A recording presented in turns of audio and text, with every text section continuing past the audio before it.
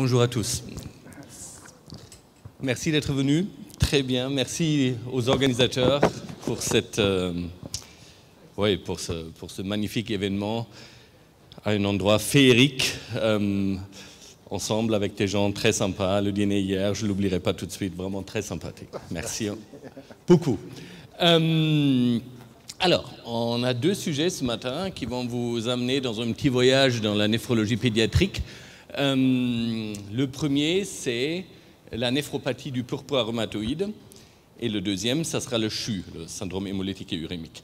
Donc, on va commencer avec la néphropathie du purpura rhumatoïde. Alors, déjà, le nom a changé. Maintenant, on appelle ça plutôt vascularité IgA avec néphrite. Peu importe. Pour les souvenirs, c'est toujours le purpura rhumatoïde pour toujours, hein, mais bon. Mais maintenant, la nouvelle nomenclature, c'est vascularité IgA avec néphrite. En gros, il n'y a pas grand-chose qui a changé dans l'épidémiologie. C'est toujours la première cause de vascularite chez l'enfant. C'est toujours une incidence annuelle de 10 à 30 par 100 000 personnes. Il y a toujours 10% des cas qui sont adultes seulement. Et il y a toujours un tout petit peu plus de garçons. Et c'est toujours aux alentours de 6 ans. Et la plupart des cas sont en dessous de 10 ans. Donc ça, c'est pas très compliqué. Les critères diagnostiques n'ont pas changé non plus. Vous les connaissez d'ailleurs. C'est l'atteinte cutanée, pas bien compliqué, symétrique sur toutes les jambes, infiltré, donc palpable. Le tube digestif avec une hémorragie digestive et ou une invagination intestinale aiguë, qui est la complication la plus redoutée au niveau digestif. Ça, c'est pas compliqué. Et puis, et là, viennent les petites choses qu'il ne faut pas forcément oublier et qui ne sont pas absolument banales, parce que beaucoup plus rares.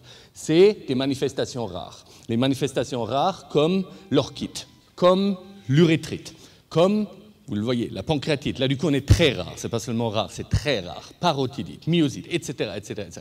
Donc, il y a un certain nombre de manifestations qui sont ultra rares, mais qui peuvent avoir des conséquences majeures. On parle néphro-uro. Néphro-uro, l'urétrite nécessite un traitement par petite pommade de corticoïdes. Sinon, vous pouvez avoir des sténoses. Et cette urétrite, vous ne la voyez pas, hein? L'enfant vous en parle peut-être pas. Il faut la chercher. Il faut la chercher et regarder, et à ce moment-là, prescrire une petite pommade à la base de corticoïdes et ça disparaît. L'orchite, vous le savez, indication 2 semaines de corticoïdes, 1 mg par kilo et par jour par os. Donc, vous savez qu'il n'y a pas de test diagnostique spécifique. En même temps, on n'en a pas besoin parce qu'on a les critères diagnostiques qui étaient très très clairs. Et en plus de ça, bon, on a l'IgA qui est un tout petit peu augmenté dans la majorité des cas, mais ça n'a aucune conséquence ni véritablement pour le diagnostic, ni pour la sévérité. Donc, n'oubliez pas les manifestations rares qui pourraient nécessiter un traitement. Donc, l'atteinte rénale de la vascularité IgA. Alors, vous regardez des publications, ils parlent d'une atteinte rénale entre 20 et 80%. Alors 80%, moi, je veux bien voir, ça n'existe, c'est juste tout simplement pas vrai. Les cohortes le disent, moi je pense que c'est entre 20 et 25% ou quelque chose, et bien évidemment ce ne sont pas tous des atteintes particulièrement sévères, bien évidemment. Que la néphrite du purpura rhumatoïde est responsable d'une insuffisance rénale chronique de 7 à 50% des patients, vous imaginez ça, 50% des patients. En 20 ans de néphrologie pédiatrique, même plus que 20 ans, 24 ans, je n'ai jamais vu un enfant avec une purpura rhumatoïde ou une néphrite du purpura rhumatoïde arriver en dialyse. Donc, ça parle quand même. Hein, donc, on n'a pas... Vous m'entendez? Oui, vous m'entendez bien. Okay. Voilà. Donc, le plus souvent, l'évolution est clairement favorable, au moins à court terme. Au moins à court terme. Alors, comment ça fonctionne? On a un IgA qui n'est pas normal, parce qu'il lui manque un peu de galactose. Donc un IgA qui n'est pas normal est chassé par des IgG. Et quand les IgG l'attrapent, ça fait des complexes IgG-IgA. Et ces complexes IgG-IgA, du coup, ils se déposent joliment là, dans le mésangium. Et quand il se dépose là, il crée une inflammation dans le glomérule, dans le mésangium. Et ça s'appelle une glomérulonéphrite. Donc, en fait, c'est tout simplement ça, la néphrite du purpura rhumatoïde. Voici. Donc, bien évidemment, ça vous rappelle immédiatement, enfin ça vous le connaissez de vos études, vous connaissez de vos études, enfin, c'est relativement clair que ça ressemble quand même drôlement à la maladie de Berger. Donc la grosse néphropathie à IgA des adultes. Donc, maintenant, il y a énormément de choses qui sont en commun, surtout ce problème au niveau de l'IgA1, avec le déficit de galactose. Mais il y a aussi des choses qui sont horriblement différentes. C'est-à-dire, la maladie de Berger est toujours une maladie chronique, même si elle n'est pas très grave, mais elle restera toujours chronique. Et le purpura rhumatoïde est a priori toujours une maladie aiguë, même si elle est très grave. D'accord ? Donc, bien évidemment, ça a un certain impact sur la prise en charge. Et bien évidemment, la maladie de Berger n'a pas de manifestation extra-rénale. Donc maintenant, depuis très longtemps, on sait traiter le purpura rhumatoïde. Une série, franchement ancienne, de Necker avait montré qu'utiliser des bolus de méthylprednisolone, donc Solu-Medrol, pour les formes sévères d'atteinte rénale, avec un syndrome néphrotique et des croissants, donc à la biopsie, des proliférations extracapillaires, donc des signes de gravité, et bien, ces bolus de Solu-Medrol font fondre les croissants comme la glace dans le soleil. Donc ça se traite très bien. Et du coup, on s'est mis un tout petit peu à mettre ces choses-là en question et on voulait savoir qu'est-ce qui est finalement vraiment grave pour ces enfants-là et qu'est-ce qui n'est pas grave. Regardez là. Ça, c'est la fameuse classe 4. Une classe 4, c'est la forme histologique la plus grave de l'atteinte glomérulaire. Il y a ça vous parle, des croissants, des proliférations extracellulaires, extracapillaires. Donc, une prolifération à l'intérieur du glomérule. Donc, ça, c'est quelque chose qui, bien évidemment, peut vous détruire votre glomérule en quelques jours, voire quelques semaines. Donc, quand on a cette situation-là, on a une classe 4. Et regardez où elle arrive, la classe 4. La classe 4, après les quelques années de surveillance, eh ben, en termes de protéinurie, elle est en dessous de la classe 2. Vous voyez ça ? Donc, qu'est-ce qui s'est passé là ? Là, il y a la classe qui est ultra sévère, mais qui finalement finit par atterrir à quelque chose qui est finalement moins grave que la classe 2. Alors, première cause, bien sûr, la classe 4 a été plus lourdement traitée. Donc, on peut dire que si on traite bien, eh ben, finalement, on améliore énormément le pronostic. Donc, peut-être la classe 2, elle a été sous-traitée. Donc, ça, c'est la numéro 1. Et vous voyez aussi que là, ça, ce n'est pas une petite différence, hein. C'est un axe logarithmique. Donc, vous voyez à quel point la différence de protéinurie est énorme. Donc, c'est assez spectaculaire. Donc, piège, surtout pas penser qu'une histologie dite rassurante soit vraiment rassurante. Elle ne l'est pas. Il faut traiter correctement et surveiller correctement.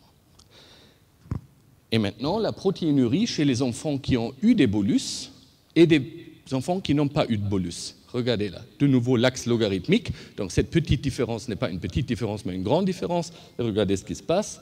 Clac.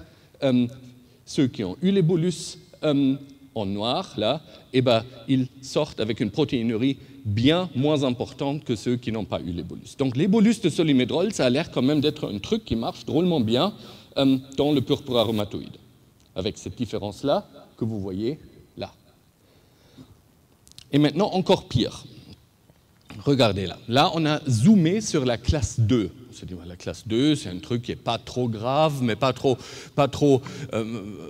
banal non plus. Donc, ça, c'est l'incidence de rémission. Bon, c'est drôle de parler d'incidence de rémission. Enfin, voilà, quoi. C'est la probabilité que l'enfant se mette en rémission. Et regardez là. Ceux qui ont eu la plus grande protéinurie ont la plus grande probabilité d'être en rémission. C'est incroyable. Donc, encore une fois, est-ce que c'est juste parce qu'ils étaient mieux traités ? Parce que les médecins ont réagi au quart de tour et les ont traités correctement? Ou est-ce qu'il y a peut-être quelque chose à la maladie vraiment propre qui fait que l'évolution soit différente? Donc, encore une fois, le piège, c'est ne pas penser qu'une protéinurie basse soit de bon pronostic absolument. Là, c'est un tout petit peu compliqué, mais je vous explique en 2 mots. Donc, on a toujours pensé que vite traité, ça évite des lésions.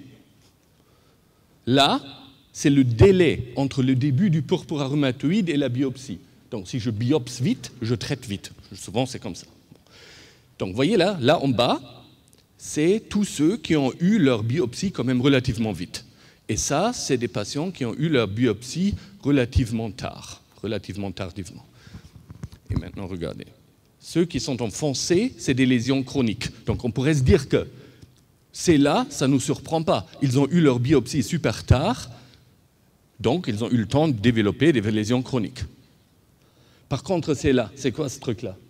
Ils ont eu leur biopsie aussitôt que c'est là, mais ils évoluent mal. Ils évoluent bizarrement. Donc, on pense que les lésions chroniques peuvent probablement être présentes dès le début. Et maintenant, rappelez-vous de ce que j'ai dit tout au début. Purpura rhumatoïde, maladie de Berger. Maladie de Berger est toujours chronique, purpura rhumatoïde est toujours aiguë. Toujours en médecine, quand on veut créer des tiroirs artificiels, il y a quelque chose qui ne va pas. Il y a des formes mixtes entre les deux.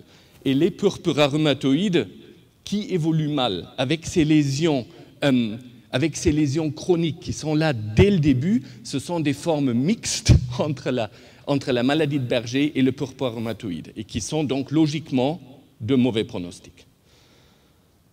Donc, il est clair que le meilleur moment pour la biopsie rénale, le consensus, vous pouvez toujours attendre. Mais je vous garantis, il vaut mieux pas trop tarder pour au moins profiter des résultats de ces biopsies. Et l'effet bénéfique des bolus de Solu-Medrol, il y a des gens qui commencent à mettre ça en question, j'en fais pas partie. Pour 80%, 90% des patients, les bolus de Solu-Medrol ont clairement un effet bénéfique et vont faire sortir l'enfant de la zone à risque de développer une insuffisance rénale chronique. Donc, pas tarder avec tout ça. Donc, le piège, c'est la PBR, la biopsie trop tard, ou les bolus de Solu-Medrol trop tard. Donc, très rapidement, par rapport à la progression de l'insuffisance rénale chronique, regardez là. Ça, c'est un peu de la néphrologie, là, mais peu importe, hein, ne vous faites pas peur. Hein, ça, c'est... Les néphrons fonctionnels, c'est là.